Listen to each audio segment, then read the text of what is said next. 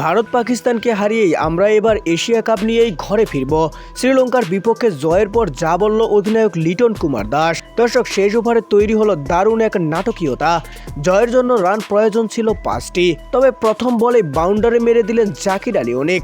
তখন 5 বলে প্রয়োজন ছিল মাত্র 1 রানের। এরপর নাটক আরও বাকি।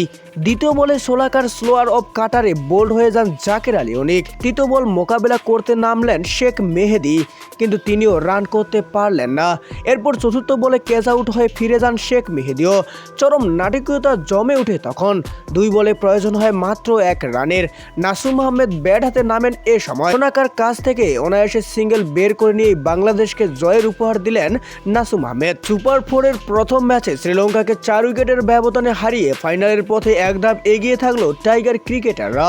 169 রানের লক্ষ্যে ব্যাট করতে নেমে দুর্দান্ত ব্যাট করেন সাইফ হাসান এবং তাহিদ হৃদয়। 61 রান করেন সাইফ হাসান, অন্যদিকে 58 রান করে প্যাভিলিয়নে ফিরেন তাহিদ হৃদয়।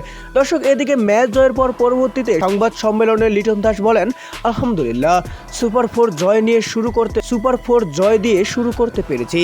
সাইফ হৃদয় দুজনেই আজ ভালো খেলেছে, তবে আমাদের বোলাররাও এদিন ভালো ছিল। শেষ দিকে তাসকিন মোস্তাফিজরা দারুণ বল করেছে। এরপর লিটন আরও যোগ করেন, আমাদের লক্ষ্য এবার এশিয়া কাপের শিরোপা জিতেই ঘরে ফেরা।